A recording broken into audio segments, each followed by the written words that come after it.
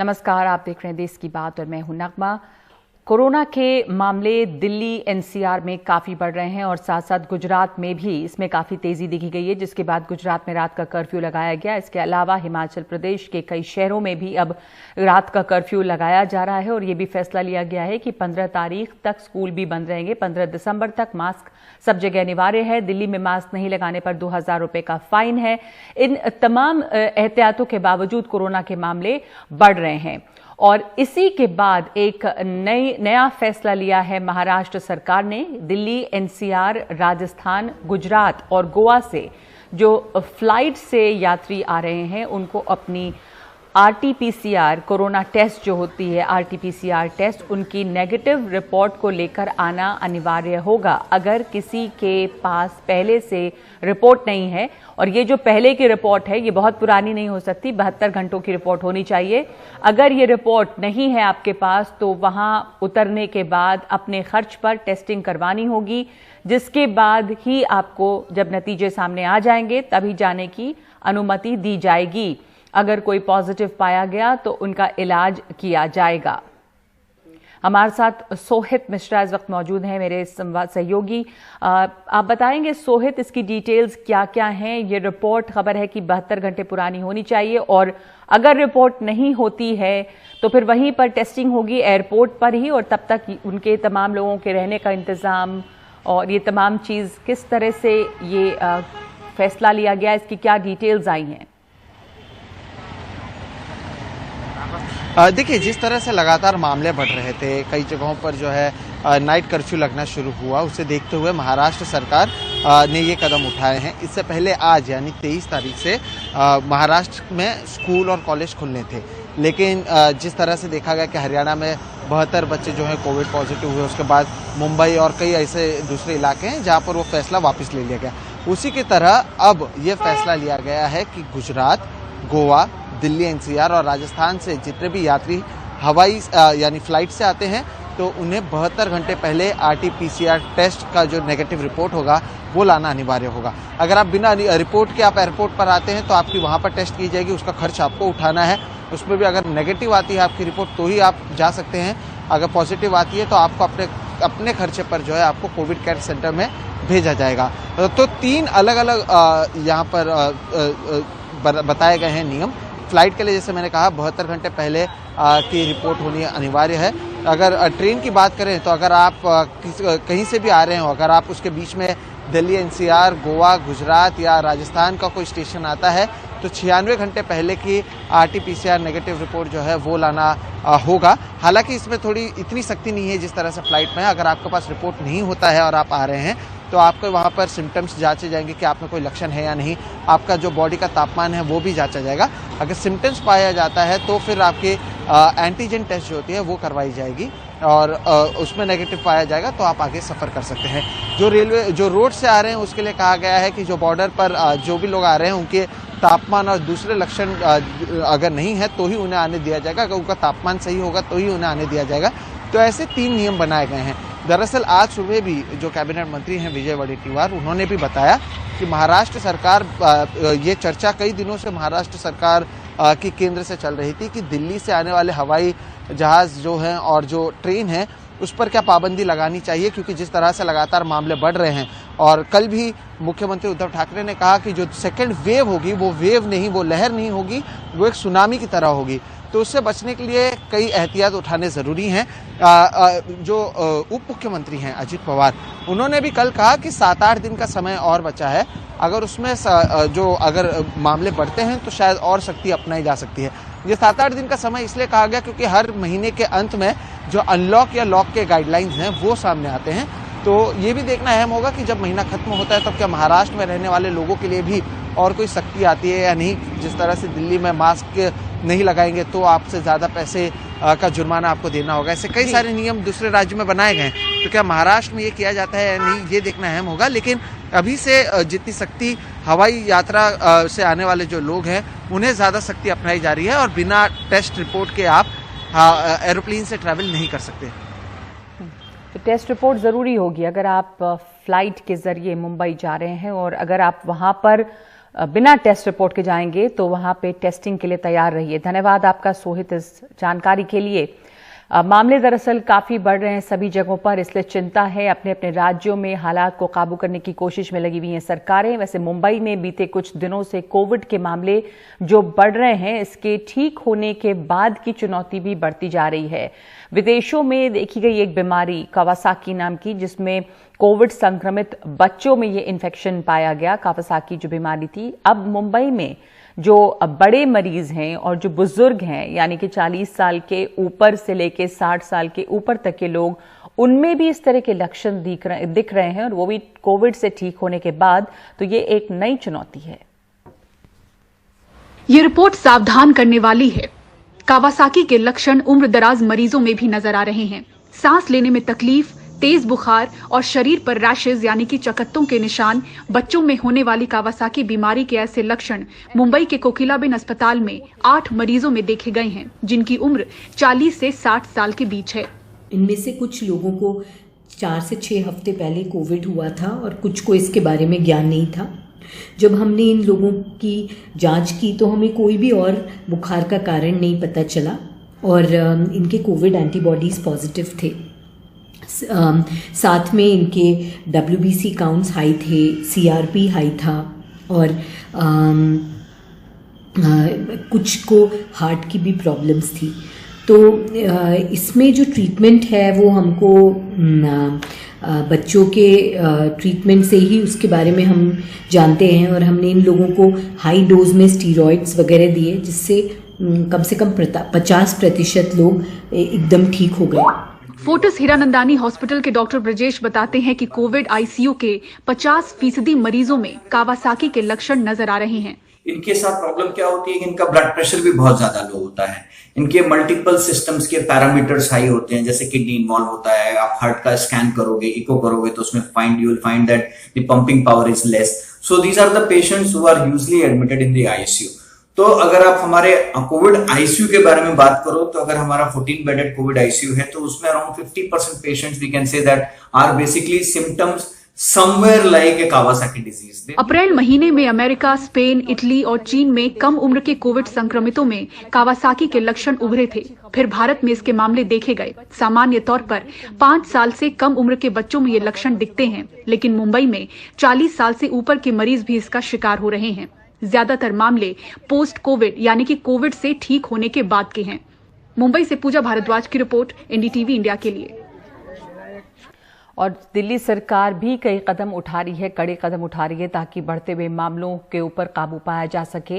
दिल्ली सरकार के आदेश के बाद मास्क न पहनने पर 2000 रुपए का चालान काटना अब शुरू हो गया है, जिसका असर भी दिख रहा है। ज्यादातर लोग मास्क पहने हुए नजर आ रहे हैं, लेकिन जो बिना मास्क के पकड़े जा रहे हैं वो झगड़ा और मारपीट तक कर रहे हैं, चूंकि फाइन काफी ज्यादा है।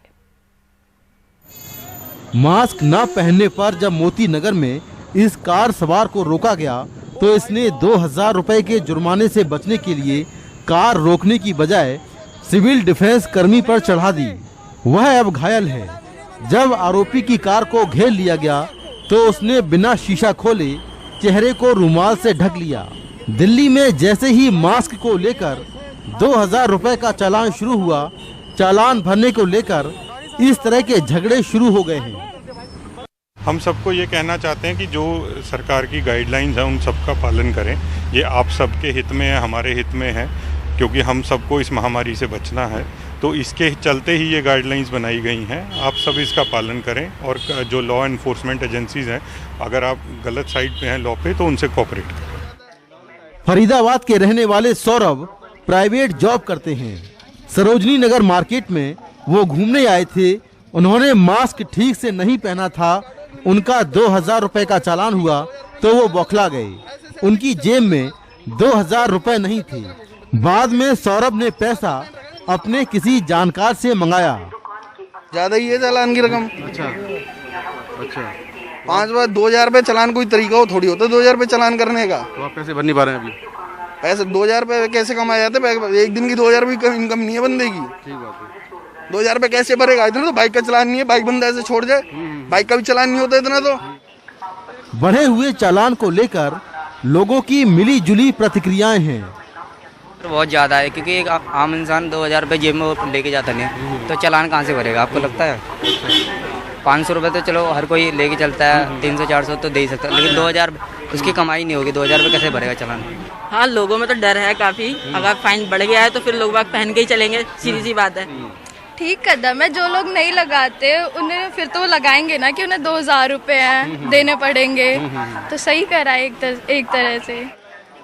दिल्ली के बाजारों में सोशल डिस्टेंसिंग का पालन तो नहीं हो पा रहा है, लेकिन मास्क को लेकर नए जुर्माने के चलते हर कोई मास्क पहने नजर आ रहा है। हमें 2000 का चालान हुआ तब से बहुत ही कम केसेस मिल रहे हैं, मतलब 3 घंटा तक राउंड काटते हैं तो मुश्किल से एक केस मिलता है, वो भी फिर काफ़ी बहस होती है, झगड़ा होता है। कई लोग तो मिल जाते हैं, दे भी देते हैं, कई नहीं भी दे पाते हैं, जिनके पास पैसे ही नहीं है, व्यवस्था ही नहीं है, नहीं हो पाता है तो छोड़ना पड़ता है मुश्किल से। अकेले दिल्ली पुलिस अब तक बिना मास्क पहने 5 लाख से ज्यादा लोगों के चालान कर चुकी है। दिल्ली में कोरोना के बढ़ते हुए केसों को देखते हुए सख्ती जरूरी है, लेकिन मास्क न पहनने पर जुर्माने के तौर पर 2000 रुपए की रकम चुकाना हर किसी के लिए आसान नहीं है। नई दिल्ली से कैमरामैन सचिन के साथ मैं मुकेश सिंह, एनडीटीवी इंडिया।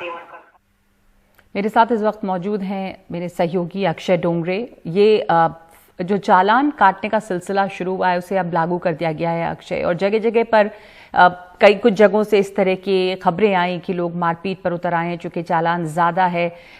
इसको लागू करने में किस तरह की समस्याएं आ रही हैं और क्या दिख रहा है सड़कों पर?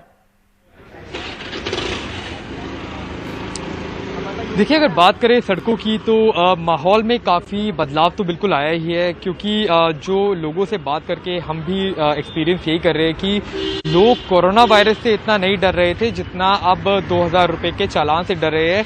अक्सर रोडों पे चलते हुए सब लोगों को, चाहे वो कार में बैठे हुए लोग हो या फिर घूमते हुए लोग हो, आप देख सकते थे कि लोगों ने मास्क नहीं पहना हुआ है। मास्क अगर पहना है तो नाक से नीचे है, लेकिन इस वक्त भी मैं अगर आपको दिखाऊं तो जो भी यहाँ पर लोग हैं, जो भी व्यक्ति आपको दिखेंगे वो सभी मास्क पहने हुए हैं। खासतौर पे इस वक्त हम राजधानी के बिल्कुल केंद्र में मौजूद है, तो यहाँ पर तो सख्ती ज़्यादा है भी, लेकिन उसके अलावा जो भीड़ भाड़ वाली बाजारें पहले होती थी वहाँ पर लोग कई बार खाने पीने के लिए मास्क उतार लिया करते थे, तो ऐसे में संक्रमण का डर तो था ही, लेकिन अब ये हुआ है कि कम से कम 2000 रुपये के चालान और डंडे के डर से लोगों ने मास्क पहनना शुरू कर दिया है।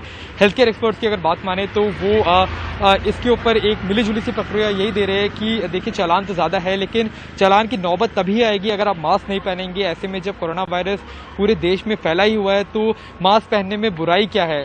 तो ऐसे में ये एक तरह से एक वेलकम स्टेप की तरह लिया जा रहा है लोगों द्वारा। तो परेशानी पहले यही थी, लोगों को समझाना मुश्किल हो पा रहा था। कई सारे लोग ये भी सोच रहे थे कि ज़्यादा से ज़्यादा यही होगा कि पुलिस पकड़ लेगी तो 500 रुपये का चालान देकर छूट जाएंगे।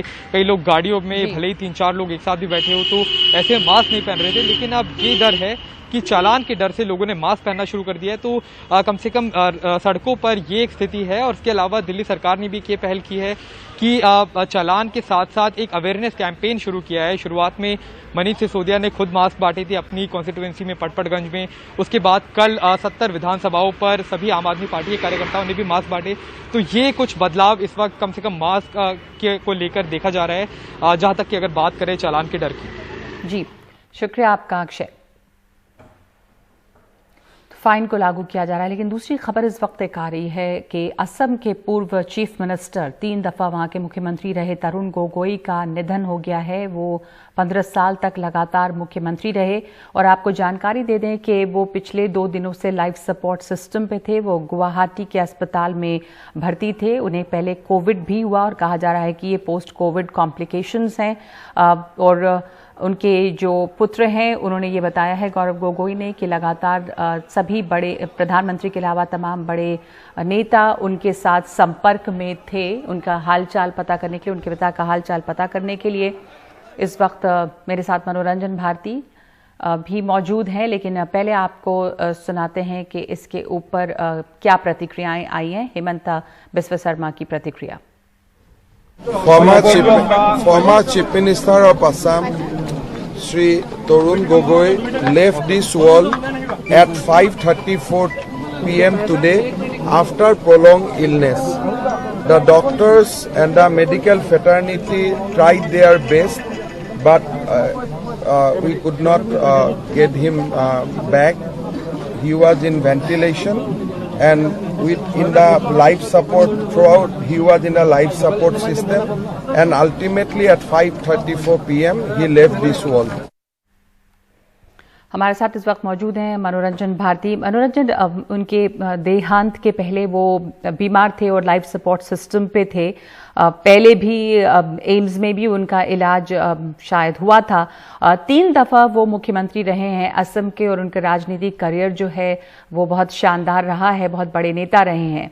तो इस समय उनकी स्थिति, उनका जो कंट्रीब्यूशन रहा है राजनीति में, उसके बारे में आप में क्या बता सकते हैं? जी हाँ, जैसा आपने कहा काफी लंबा राजनीतिक करियर उनका रहा। आपको बता दें कि 1968 में ही वो जोरहट के म्युनिसिपल काउंसिल में चुने गए थे और 3 बार मुख्यमंत्री रहे, लगातार 15 साल तक मुख्यमंत्री रहे। यही नहीं, 6 बार सांसद भी रहे और 4 बार विधायक भी रहे। तो आप समझ सकते हैं कि कितना लंबा पॉलिटिकल कैरियर रहा है कांग्रेस पार्टी में। खासकर उन लोगों में से एक है जो कि 30 के दशक से लेकर अभी तक जो है वो किसी न किसी रूप में पार्टी से जुड़े रहे। अब कांग्रेस के लिए एक क्षति की बात है, जरूर है, लेकिन इतना उनको याद किया जाएगा कि उनके 15 साल के शासन में जिस ढंग से नॉर्थ ईस्ट में और खासकर आसाम में उग्रवादी, आतंकवादी जो भी गतिविधि आप बोल दीजिए, उस पर जिस ढंग से काबू पाया तरुण गोगोई ने, उसके लिए उनको याद किया जाएगा। उनके बेटे खुद अभी सांसद हैं, गौरव गोगोई। तो एक जो सिलसिला है वो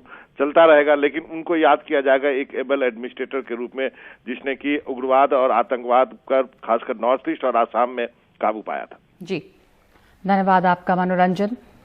तो तरुण गोगोई जो हैं वो 3 बार चीफ मिनिस्टर रहे हैं असम के। 2001 से 2016 के बीच में उनके बेटे जो हैं गौरव गोगोई वो इस समय राजनीति में हैं और उनका देहांत आज शाम, तरुण गोगोई का देहांत आज शाम 5:34 पे हुआ है। अगस्त में उन्हें कोविड भी हुआ था और उसके बाद में कई तरह की कॉम्प्लिकेशंस थी।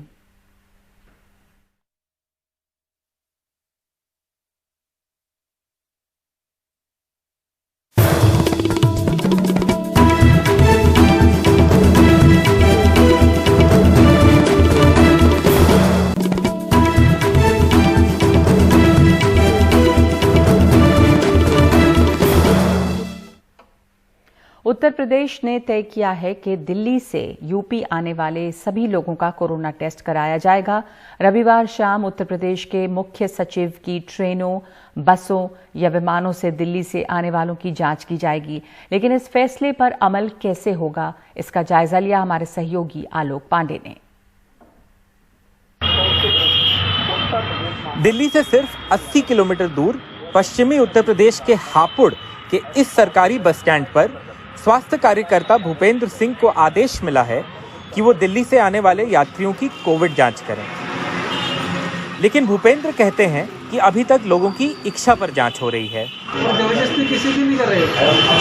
जो यात्री अपने आप से करा रहे हैं कि हमारी टेस्टिंग कीजिए, उनकी की जा रही है। सर, ऐसे कैसे चिन्हित कर रहे हैं आप लोग ये जो दिल्ली से आ रहा है उसकी टेस्टिंग के लिए? क्योंकि वहाँ पर सुना है लॉकडाउन लग रहा है और बीमारी बढ़ने वाली है, तो इस करके जो भी प्रावधान हमारे सीएमओ मैडम ने करा रखा है उनके अनुसार हम की जा रहे हैं।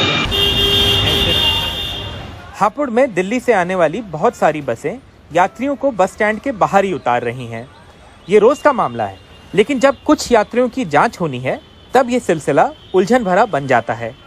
बस अड्डे से पहले ही उतर जाती है और बस आपकी पूरी खाली आती है, तो फिर आप कैसे करेंगे? आप उसी के लिए तहसील किराया जो चुना गया है, जो बस अड्डे के बाहर है, जो हापुड़ का main passenger picking and dropping point है, तो वहीं पर कैंप लगाया जाएगा जिससे सभी यात्री उसमें हमारे चेकअप हो जाए दिल्ली से आने वाले। 150 किलोमीटर दूर सहारनपुर बस टर्मिनल पर यात्री बता रहे हैं कि अभी तक कोई जांच नहीं हुई है।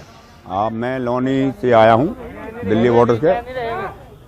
उम्र मेरी 50 साल है और जैसे एनसीआर इलाका है वहाँ तो खैर चेकिंग अपना आप ये पहन रहे हैं, नहीं चेकिंग बैकिंग तो कहीं नहीं हुई है अभी तक। अब ऐसे कहते हैं बहाने है और हरिद्वार जाना है, अभी कहते हैं हरिद्वार जाने के लिए अभी सहारनपुर आना पड़ा है, अब यहाँ से फिर निकलेंगे और वैसे बात खतरा तो लेने पड़ता है इस मामले के अंदर। यात्रा है, जाना था हमें, ऐसी बात नहीं है, चेकिंग वेकिंग तो यहाँ कुछ है, ऐसा कुछ नहीं है। लखनऊ के आलमबाग बस स्टेशन पर गिनती के मास्क हैं और सोशल डिस्टेंसिंग उससे भी कम। पिछले कुछ दिनों में ऐसा कोई आदेश या पिछले 24 घंटे में आपको आया हो कि 2 बसें दिल्ली से आ रही हैं, वो अलग से आपके पास उनके पैसेंजर्स को लाया जाएगा, या ऐसा कुछ अभी तक बताया गया है? ऐसा मुझे कोई उसमें मिला नहीं सर, अभी नहीं बताया। लेकिन जहाँ तक हम लोग जो है ऐसा करते हैं, क्योंकि हमने डेली न्यूज में पेपर में सब देखते रहते हैं कि दिल्ली में पेशेंट बढ़ रहे हैं, तो खासकर हम पहले से ही जी तो अपना करते हैं, क्योंकि हमको पहले से सबको अपना यूपी को तो देखना है। यूपी सरकार के सूत्रों का कहना है कि दिल्ली से आने वालों की जांच का जल्द ही पुख्ता इंतजाम कराया जाएगा। हापुड़ में मोहम्मद अदनान और सहारनपुर में अशोक कश्यप के साथ आलोक पांडे, एनडीटीवी इंडिया।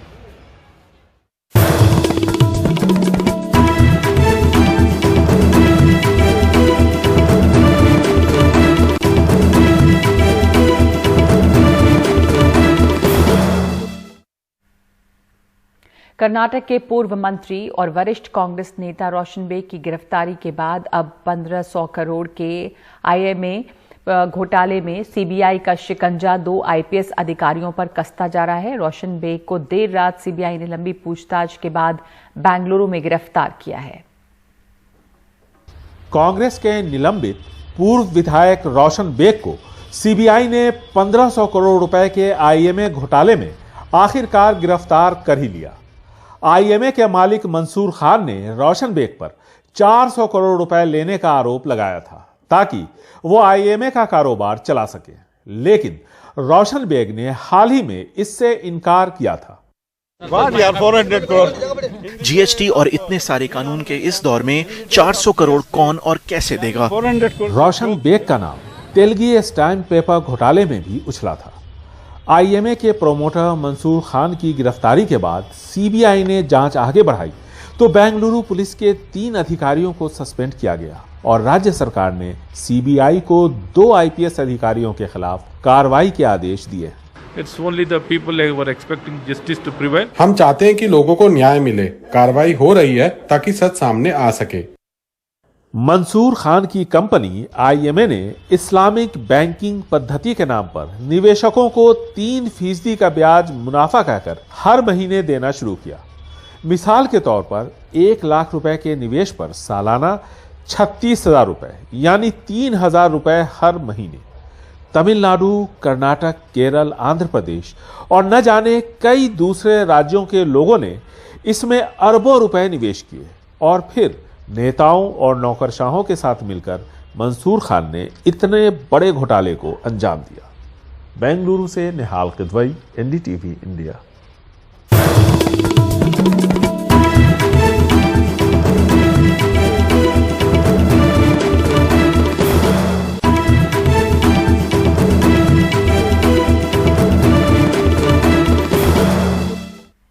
महाराष्ट्र के पूर्व मुख्यमंत्री और बीजेपी नेता देवेंद्र फडणवीस अपने एक बयान की वजह से सुर्खियों में हैं।